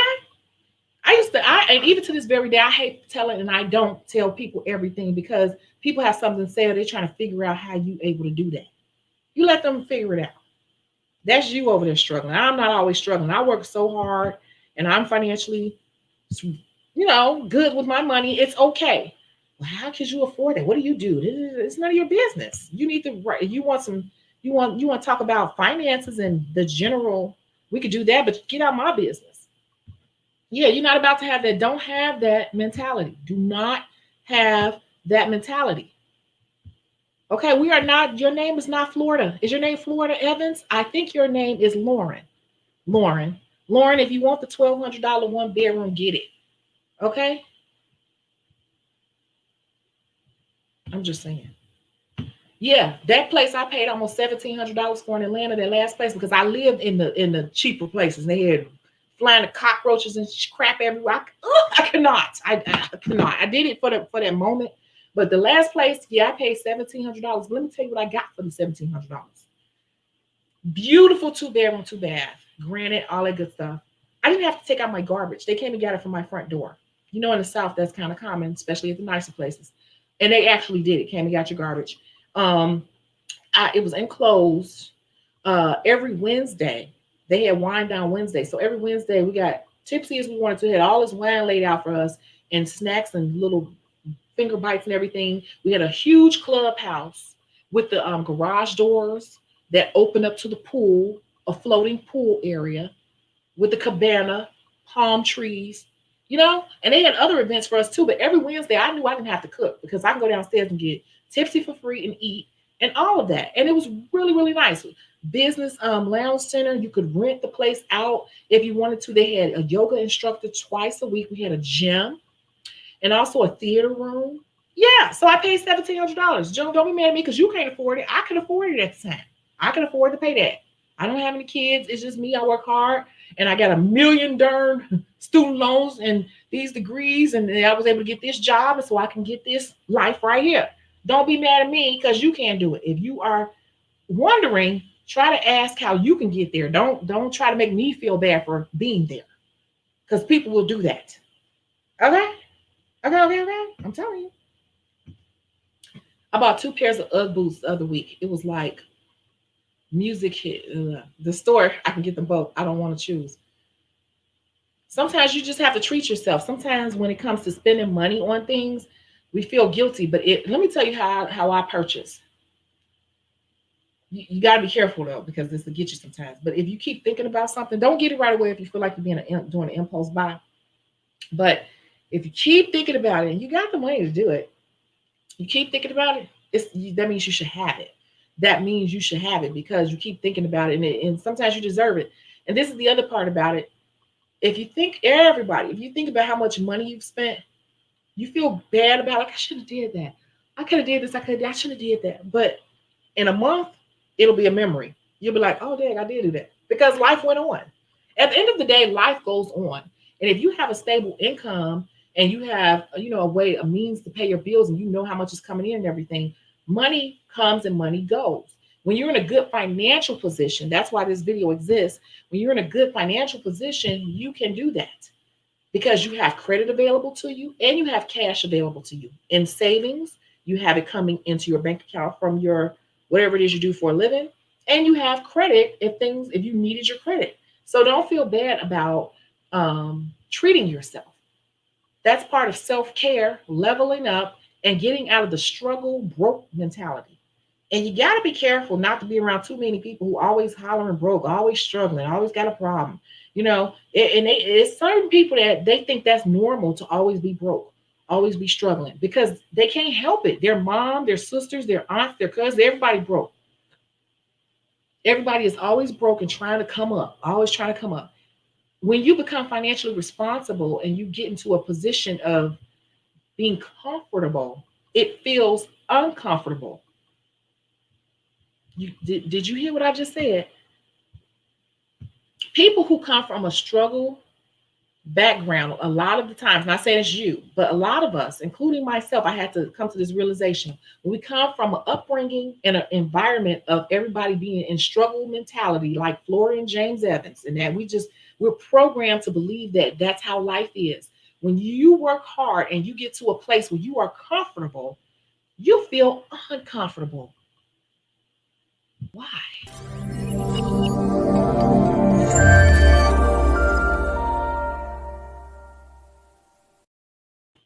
And then the people around you will make you feel some sort of way of fulfilling that for actually enjoying the fruits of your labor too. Do you? And if you have to, keep your arm like this for a lot of people. Keep yourself away from a lot of people. I'm just saying. I knew you was in Georgia. I lived over there across the street from Perimeter Mall. So you already know if you in Georgia. I live directly across the street from Perimeter Mall. When I want to go to Perimeter Mall, I just walk out my door and cross the light. That's where I live. So you know that's not cheap. Just saying. Just saying. Just saying. Yep. I know you live in Georgia. Some told me she live in the South. Yep. I kept thinking about those boots because I really wanted them. It's getting cold. Get the boots. Now, it's boots. It's an investment. It's in your self-care. They're gonna keep you warm. They're stylish. They're fashionable. Okay, and then you like them. Why not? Did you neglect your kids? Nope, you don't have any.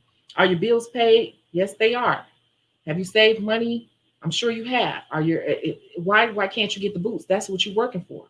A lot of us have been programmed, subconsciously programmed by the people that raised us in our environment to believe that every dollar we get, most of our money, we should always be putting it towards a bill because we're all going to live till we get 100.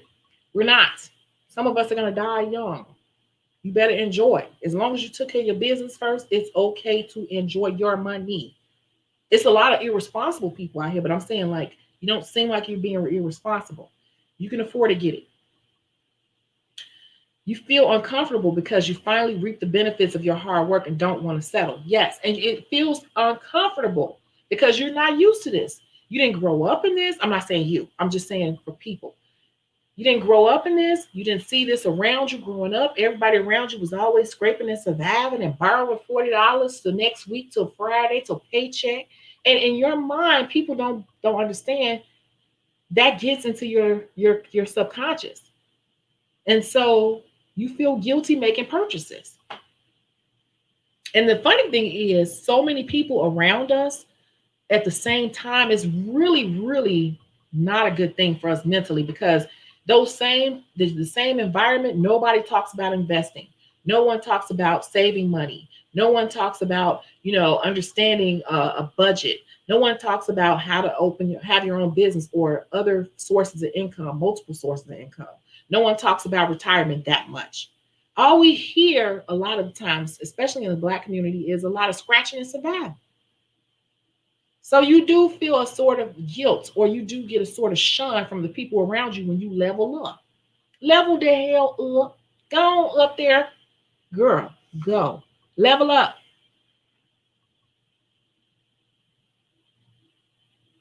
And in Georgia, that's actually the norm. A $1,200 apartment, a decent apartment in Georgia. Everybody, it's cheap in Atlanta. That was 20 years ago. Atlanta is not cheap anymore. I messed up the boots. I messed the boots upstairs at work. My co-worker's acetone was in a bowl on the floor and you tripped onto it. Oh my God. Yeah. Mm-mm-mm. Yeah, you weren't supposed to be wearing your new boots to work, I had to learn all of that as an adult. You have to break the generational curses. Wow, that. I guess that's what I'm trying to say.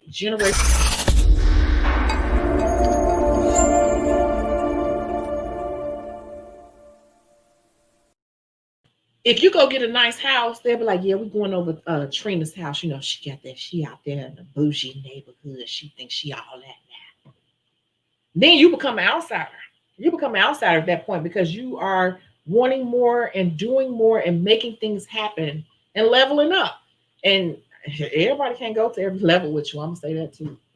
Everybody don't get it. They don't understand. They don't want to know. Even if you try to give them some tidbits or tell them what you're doing, they don't want to hear that because some people are so comfortable in their dysfunctional mindset. That's a whole nother video. But should we have good credit? We should strive to have good credit. It's very possible. It's not hard. It's just understanding how credit works. It's okay to have credit. Do not max out your credit. Try to keep your credit cards below 30%. Really, the sweet spot is 6% for optimal points. If you should use one of your credit cards with the highest limits instead of your debit card, and you should pay it off before the statement date. Therefore, you will not be charged any interest or pay it down as low as possible. You would have been using cash instead of using all your cash. Use the credit card and get the cash back rewards. Try to use the card with the cash back rewards. These little secrets and tips and tricks are what a lot of people know, and this is how they become wealthy, and this is how they level up because they understand how money works and how to use it to their advantage. And us as nail techs or beauty professionals, we have to learn how to do the same. And we need to understand not only how much we have in both liquid and non-liquid assets to spend, we need to understand how much is being spent. And then we need to have all these resources available to us so we can keep leveling up our business. You can put Facebook ads on a credit card if you needed to, and you want to run an ad right now, right before Christmas, but money is tight, or you just bought all this stuff. You can, and you, or if you want to run a big ad because you think you're gonna get a big wave, and you want to try this beautiful picture of nails you just did. This is the best that you ever did. You want to put it on promotion, and you want to run a $250 ad to really flood all the people in your area with this picture, but you don't really. You just paid rent is due tomorrow, so you can't spend the extra $250. That's where the credit card comes in. You put it on the darn credit card. You just put that card on file and you run the ad because that's going to bring in the revenue that you need. And then you go ahead and you pay that credit card off before the statement date. It was interest free at that point, and you got points back or cash back off that card. This is how people who have wealth, not a little money, people who have wealth, this is how they use money, and this is how they use credit. It's not hard, but once you sit down and wrap your mind around it, you can really glow up in whatever it is you're doing. It's hard to do that with just cash, and that's why you see a lot of small businesses we out of this. We don't have it this week. It'll be back on stock on this week. Da, da, da, da, da, because they are running off reserves, off fumes. Cash is good, credit is king, and it's good to know how to balance both. So I'm done talking for today. I feel like I talked so much. They not messed up too bad. I might buy another pair. Look, look, look, look, look, look. You said she might buy another pair because she can do that.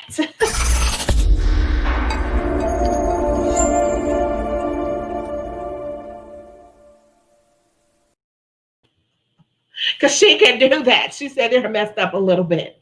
I might buy another pair. You go. Yes, if it's within you to do that, yes, you do that. Enjoy. Yes, I like to hear stuff like that. Okay, I'm not gonna go talking again. I'm just reading comments. Maybe I don't know. I'm just OCD, but I like those boots. If you like them, get another pair. Why not take them to dry cleaners? Bloop, dry cleaners may be able to clean them for you. Just saying. Hello, hi, Glow Love XO. So that's pretty much all. We know that. We know all these things. It's just sometimes we need a little nudge. We need a little reminder. I'm thinking about jumping off here now. Are there any other questions or anything while you type? If you have another question, I'm just gonna go ahead and remind people to do this.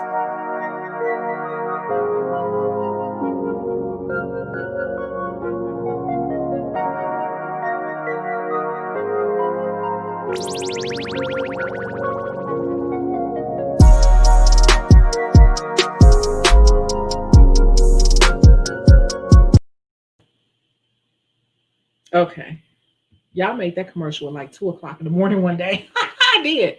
Love you, Chicago. Thanks so much. No, thank you.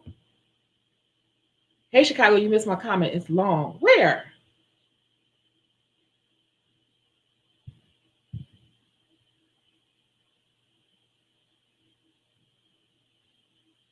I'm looking.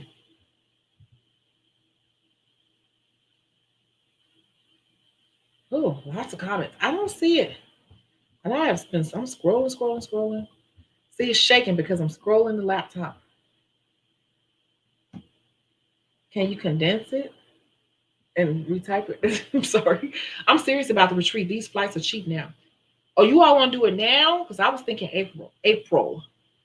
After, see what's going on with the corona. But I found a house, 5 bedrooms, 4 baths. It was gorgeous, beautiful stand-up showers, 70-inch TVs in every room. I have all the people to cook lined up, all the games, all the prizes. I'm gonna be giving away like nail drills, brand new nail drills, all sorts of things, a nail station set up for people to practice and share all weekend, games, all of that, all you can drink, all you can eat. So I just want to say thank you for sharing all of your wisdom with us. You have no idea how much watching your videos has helped me. I don't. Tony Long, I don't. Are you new? Well, thank you. Thank you so much. I really hope that I'm helping people. And when I get moved to post something, I do it. So thank you for watching. Don't forget to subscribe. Hit that subscribe button and smash that bell too, so you know when I'm going live. Dry cleaners, you probably on to something. Let me tell you a little quick story. I was gonna show them to you, but I don't even have them. It's the reason. It's these boots I wanted. Same story as you. I was like, should I get the boots? Should I get the boots? Should I get the boots? Right. Um, and I broke down and got them because I told my friends, I keep thinking about it, can't stop thinking about them. She's like, you should get them. You should get them. I'm like, you're just trying to make me shop. So I went ahead and finally got them. They were not cheap. And I was also thinking about not getting them because I read the reviews and people were like, these boots are impossible to get on. And as a matter of fact, I think they're defected. Like numerous reviews said this, but I love these boots so much. And I was going to go grab them, but I just remember where they are. So something in me said, get the boots anyway. You can always return them. So I ordered the boots. They came. I pulled the darn. I was so scared to open these boots because online they're so gorgeous. There's some python heels with the wood sole. And I'm like, oh my God, I'm scared to open them. They were gorgeous on the screen. And I could only imagine how they look in person. When I opened that box, it was like, ah. I told my friend, I'm scared to open. She's like, girl, you so silly. Open that darn box. And when I opened them, they were even better looking in person. This was just yesterday. What I'm talking about the other day. That was yesterday. So I put these boots on. I'm like, oh my God, I hope they fit. Because everybody said they defected. They couldn't even get them on. I put that boot on. And I forced them on. Well, no. At first, I couldn't get the darn boot on. I said, I'm about to take these boots back. I took the boot off. I was so disappointed because just like the review said, I was in tears. I had to return it. One lady said she was in tears. She didn't want to return the boots. I said, wait a minute. There's always a way around something. Trust your gut. So I said, wait a minute. Go in the room and take off this sock and put on a stocking. I put on a stocking and I slid my foot down in there. And my foot, I said, wait a minute, these boots are not too small. It's just a weird area in that instep. So I got my foot and my leg in there. It fit my leg and everything. I'm like, these boots fit. These boots fit. But they were a little tight. But I was able to zip them and everything. I'm like, they were really tight, but I feel like I could break them in. So I took the boots off. And I'm like, they fit. I'm going to keep them. I think I'm going to keep them. I'm just going to take them to my shoe guy and have him work on them. And something told me when I was putting all the paper and everything back in the boot, when I reached down in the boot, it was an extra. This is what I'm telling you. Trust your own instinct.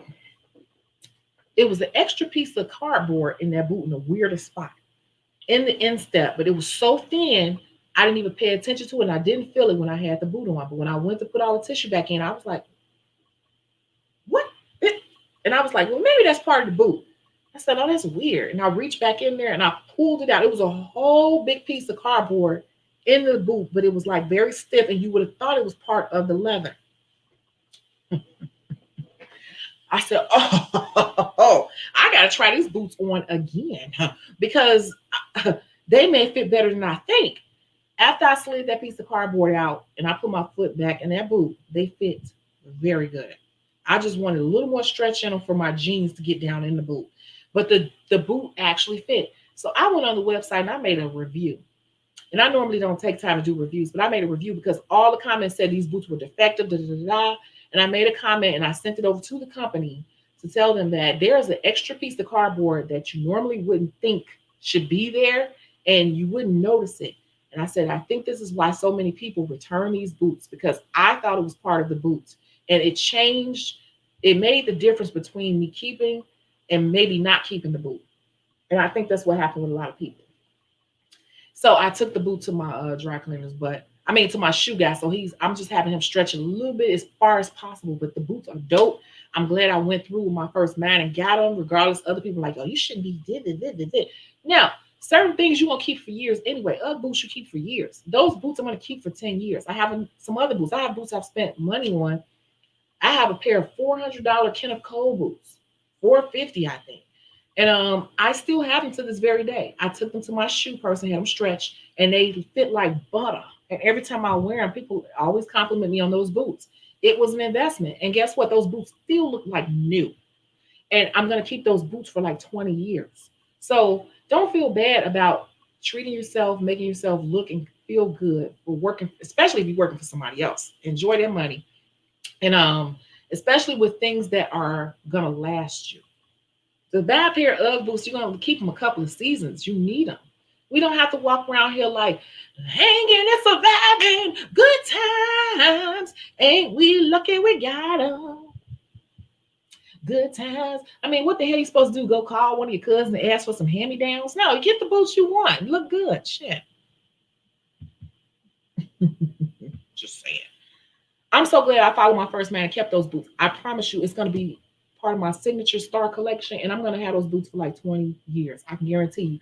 And stuff like leather boots, I say definitely spend the money on some good leather boots. And python and snake skins and natural skins, because the older they get, the better they look. The more worn they get, they look better and better and better. I got another pair, brown leather. When they break in, they're going to look so good. And I actually want to get a little water and stuff on them. I get them weathered outside, because brown leather, woo, once it wears in, a peanut butter color leather, wear it about 2-3 years. That's when the boot actually looks good, year 2, year 3. I don't care about spending that. If I had it at the time, I invested. Okay, you did a video on how to pay yourself in a paycheck in a 401k as an entrepreneur. Can you tell me the video or touch base? I forgot. There's so many. I got like over 100 videos up here. I can tell you that it's in this book. Yes, you can hire a company and you can pay yourself however you want to, monthly, weekly, bi-weekly, and the company will actually take out the taxes and everything for you. Just like you work for a company or whatever, and you may see at the top of the check, what's that? Paychecks is one of them. That's a company that does it. I can't think of all the other companies. Paychecks with an X, Paychex is one. Dang, I'm drawing a blank. But like I tell people, I always use Google. Self-employment paycheck. If you Google that, the companies will pop up. They're probably going to pop up in some sponsor ads. And you could pay, and it's not expensive. I want to say, like, even if you did it bi-weekly, to pay yourself and to have all the taxes, Medicare, and all this stuff taken out. I want to say the last time I got a quote, and I can't think who, it was $32 every paycheck to do that. You know, and if you added on people, you could add on like one extra person, so you could split that. So it's very, very, very possible to pay yourself in a paycheck and have all your taxes, social security, and all of that taken out. But that's also covered here in the 30-day nail challenge. And so there are many companies that do that. That is very true. Very true. I can never catch your lives, but I watch every video. Oh, you do? Okay, cool. Well, you here live now. Lauren, don't laugh at me. You say I play too much, and I do play too much too, because I'm hungry and I'm about to make myself some Italian beefs. But I wanted to know what you all thought about the retreat, because I honestly have been researching it, making notes, and had questions. You know, I have all these things like down to breakfast, pancakes and sourdough muffins and biscuits and eggs and bacon, regular and non-pork, smothered potatoes. That was breakfast for Saturday. Then we get dressed, and I'm not going to tell you everything, but there's an activity that happens after everyone gets dressed, and you make your phone calls, check on your kids, whatever. Then Saturday night, We have like a Chicago style dinner with Chicago style foods. And then there's the games and all of that. And then we're going live on YouTube and talk to everybody in the crowd and, powwow. And even for Sunday, down to what you have for breakfast on Sunday when you leave to go to the airport, what you would get, all the different alcohols, all the desserts, how much to pay people for catering, what's going to be in the gift bags. I did all that since the last live, which was what, 2 days ago? I don't play. I don't play. I eat, breathe, sleep this business. I love it. So you all start giving me comments below on what you are thinking on everything I asked, because if you all want to get it popping sooner, we can. I was thinking April. Say you'll get the book. Okay, yeah. Cool. But there are companies that definitely, it's a little bit of everything in the book, but there are companies that definitely do that. You don't have to do that though. I mean, like depending on where you are in your business, you can, anyone in the beauty business can come, because it's all this advice relates to anybody in the beauty business. Yep. There will be a nail station there for people who want to share tips and tricks on nails. But actually it's funny because one of the activities an esthetician would definitely like, because it's about something that everyone can enjoy. That's what I'm going to say. Oh, okay, but no. Okay. So I was about to say something. Oh, especially if you live in Chicago, I don't play too much. I do. Coats and boots are a necessity. You might as well get the good quality. Yeah. When I buy cheap stuff, some cheap stuff lasts me and it'll surprise me, but I stopped cheating myself. I started treating myself, especially if you're working for somebody else. You showing up when they say, you stay and do everything they tell you to do. Enjoy your money. See, you don't want me to leave?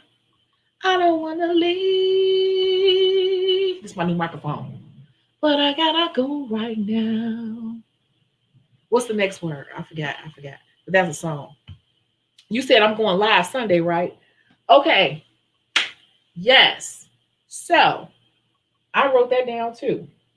Sometimes I don't sleep. If I'm getting excited about something, the next live is this. The toxic technician. It's going to be a good one. And I'm going to go ahead and do the voiceover, but I'm going to let you know right now that the next case study is a personal experience of mine, and I want to get your input on it, on something that happened in my salon before, back in the day. It's called the toxic nail technician.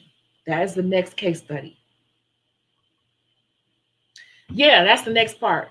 And I'll be back before. Wait, I don't want to leave, but I gotta go right now.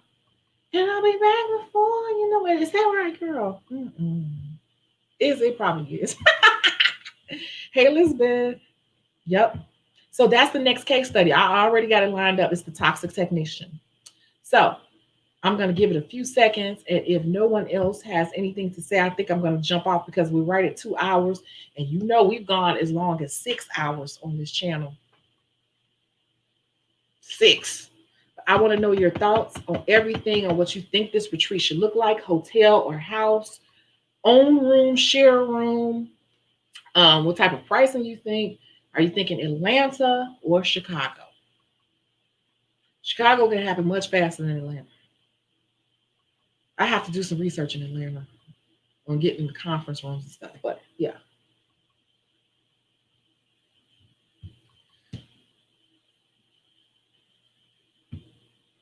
Toxic technician. Yes, that's the next case study, and it's me. I'm gonna be the voiceover. I'm gonna be like, "Hi, Chicago. My name is Shecago, and I have a question."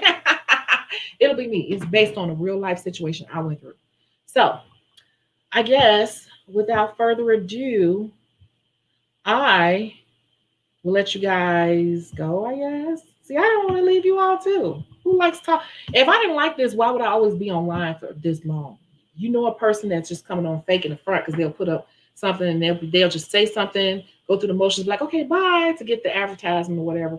No, I like what I do. So I'll catch you guys in the next video. So I know you're wondering, what's the toxic technician? It's what you think, but it's not what you think. True story. Catch you next time.